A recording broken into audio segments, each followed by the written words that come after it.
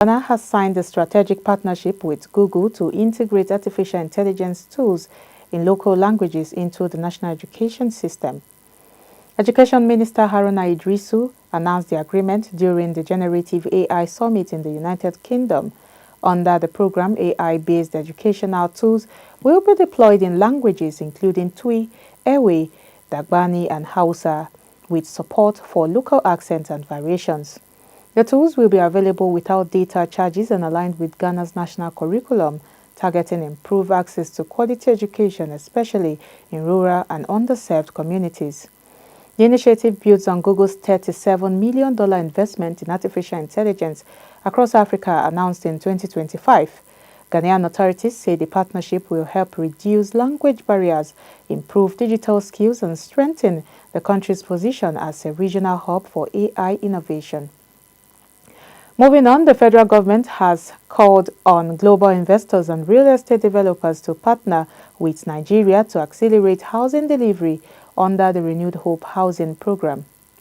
The appeal was made by the Minister of Housing and Urban Development, Ahmed Dangiwa, at the 2026 Saudi Real Estate Forum in Riyadh, Saudi Arabia. Dangiwa described Nigeria's housing market as one of the most immediate and bankable demand opportunities in Africa. He explained that the Renewed Hope Housing Program is designed around affordability, ensuring no household spends more than one-third of its income on housing. The program is structured to match housing options with citizens' income levels. Under the scheme, Nigeria is delivering Renewed Hope Cities for high-income earners, Renewed Hope Estate for middle-income families, and social housing for low to no-income Nigerians. The minister added that 30% of units in the social estates initiative will be provided free to vulnerable groups, including internally displaced persons. He also said the government will de-risk housing delivery by improving land readiness infrastructure and approvals, while private partners handle construction and financing. The program is already active in Abuja, Kano, and Lagos. Moving on, employment across the West African Economic and Monetary Union rose to 53.7% in 2025, according to the Central Bank of West African States.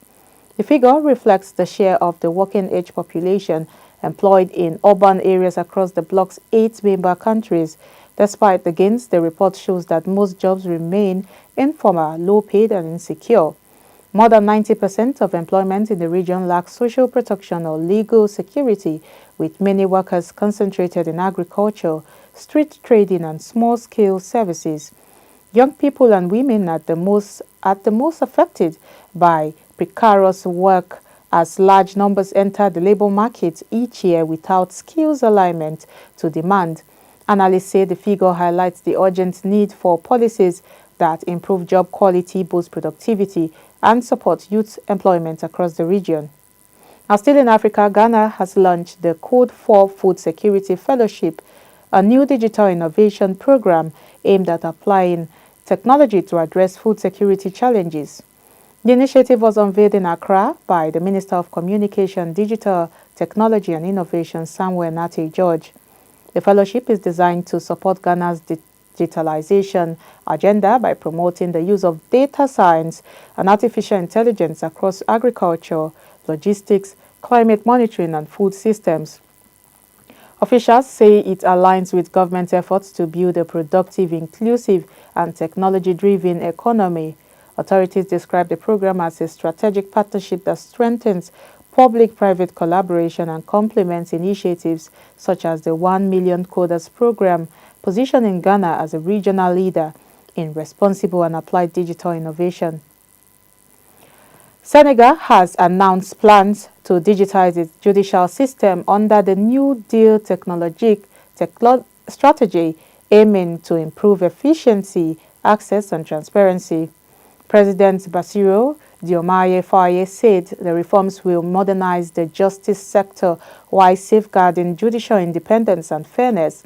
Proposed changes include electronic summons and notifications, digital signatures, online issuance of judicial documents and potential reports, or remote hearings and virtual courtrooms.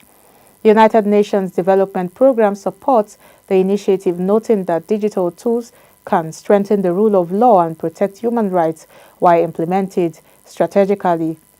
However, legal stakeholders have raised concerns about equity, ethics, and the limits of artificial intelligence. Prosecutor General Jean-Louis Turpin warned that digitization with proper regulation and human support could create new forms of injustice, while Bar Association President Ali Fall stressed that judicial decisions cannot be reduced to algorithms. With internet penetration of 60.6% in 2023, critics also question whether digital justice will be accessible to all, especially vulnerable populations. We'll now take a quick break. The news continues when we return.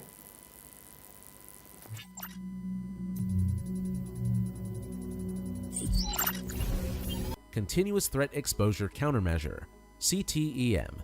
CTEM tools enable organizations to continuously monitor and address vulnerabilities in real time. This proactive approach helps businesses stay ahead of cyber threats and comply with security standards. While CTEM systems are improving cybersecurity, managing them can be resource-intensive. Sectors like finance, healthcare, and government are adopting these tools to protect sensitive data. Welcome back. If you're just joining, this is Idea TV News Update. Now the rest of the news. Away from Africa, India and European Union have concluded negotiations on a long-awaited trade agreement, officials said Monday, marking a major step in economic ties between the two regions. The deal, expected to be formally signed after 6 months of legal review, will open the way for free trade of goods between the EU's 27 member states and India. The two sides together represent a quarter of global economic output and a market of 2 billion consumers. The agreement comes as both India and Europe seek to diversify trade relationships amid growing tensions with the United States. Trade between India and the EU reached $136.5 billion in the fiscal year ending March 2025, and officials say the new deal will boost investment and strengthen economic integration. The deal follows a global wave of trade agreements between the EU, including recent pacts with Mercosur, Indonesia, Mexico, and Switzerland. After nearly 20 years of negotiations, India agreed to reduce tariffs on European imports in key sectors, including a planned cut on car tariffs from as high as 110% to 40%. Some sensitive agricultural and dairy products were excluded to protect India's farming communities. Final details were resolved after intense last-minute talks on auto and steel trade, with both sides making concessions. And now in health news, 40 children from Balaka, Dowa, Mchinji, Mwanza, and Nchisi gathered in Lilongwe on Saturday to contribute their recommendations for Malawi's 2025 to 2026 national budget. The event, organized by Save the Children with partner groups, aimed to amplify the voices of vulnerable children in the budget-making process. The children urged the government to increase funding for agriculture, saying food insecurity is forcing many pupils to drop out of school.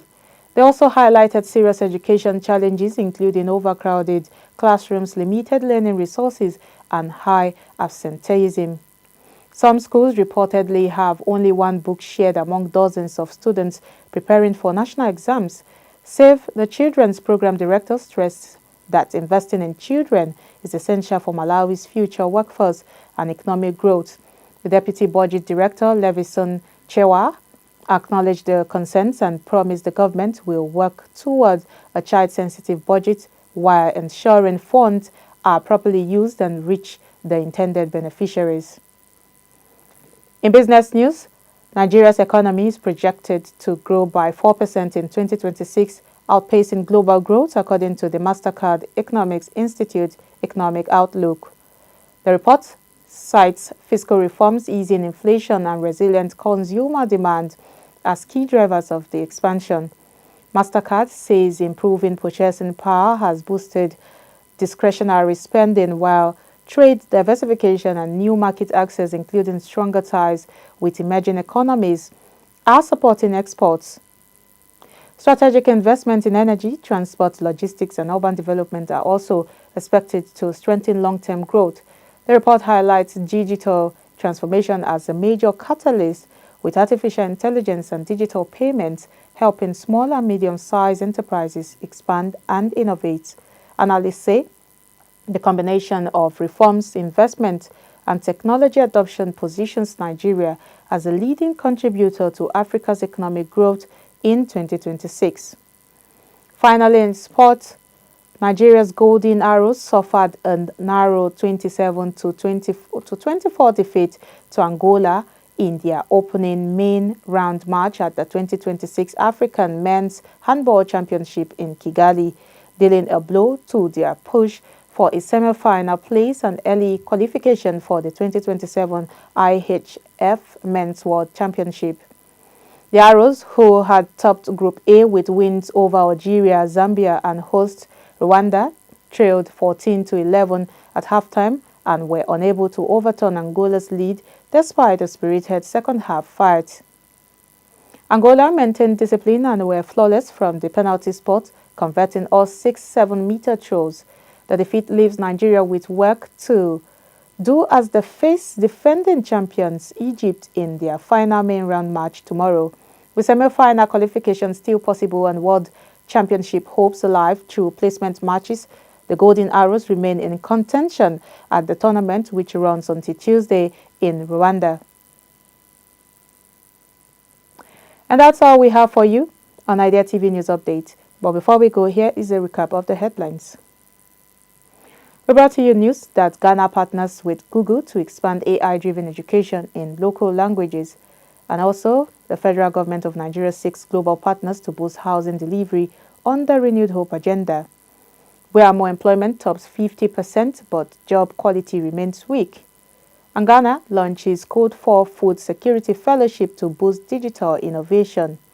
And Senegal's justice system goes digital amid ambition and skepticism. Away from Africa, India and EU finalized landmark trade deal amid strained U.S. ties. And in health, Malawi children call for child-sensitive 2025 to 2026 budget. In business, Nigeria's GDP seen growing 4% in 2026. And lastly, in sports, Angola edged Nigeria in African Men's Handball Championship. And now do not forget to follow us across all our social media platforms at Idea Television. I am Cynthia Bassi. Thank you for watching.